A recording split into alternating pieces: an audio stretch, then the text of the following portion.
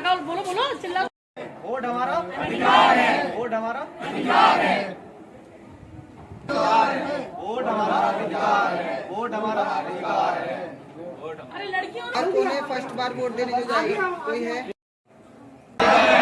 Vote हमारा अधिकार है, वोट हमारा अधिकार है, वोट हमारा अधिकार है, वोट हमारा अधिकार है, वोट हमारा अधिकार है। अरे लड़कियों ने खा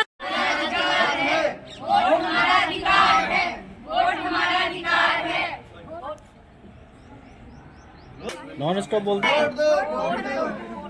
वोट दो नहीं।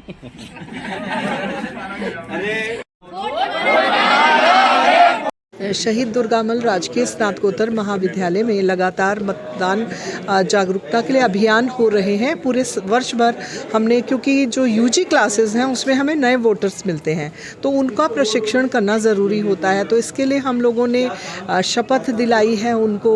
हमने run for unity, run for vote, ये सब दौड़ भी कराई है। इसके अलावा जो इसके लिए रैली निकली, हम बच्चों को वहाँ पर भी लेके गए हैं। हमारे प्राचार्य डॉक्टर DC नैनवाल के द्वारा अनेक बार इनको संबोधित किया गया है। BLOs आए हैं, SDM आए हैं, जिन्होंने इस प्रकार के प्रशिक्षण के कार्यक्रम दिए हैं। तो हम बच्चों को यही बताने का प्रयास करते हैं कि आपका जो वोट है वो कितना महत्वपूर्ण है और इसका जो है आपको प्रयोग अनिवार्य रूप से कर्तव्य की तरह करना चाहिए और देश और राष्ट्र के विकास के बारे में आपका योगदान रहना चाहिए। तो इस तरह से हम प्रयास करते हैं। Thank you.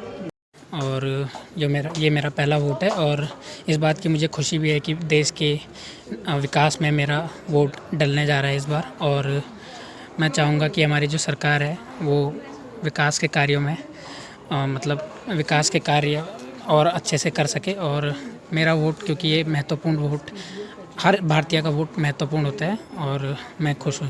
लोकसभा चुनाव में आप युवा हैं, युवाओं की तरफ से किन मुद्दों को आधार बना के, किन मुद्दों को लेकर के आप अपना प्रतिनिधि चुनेंगे?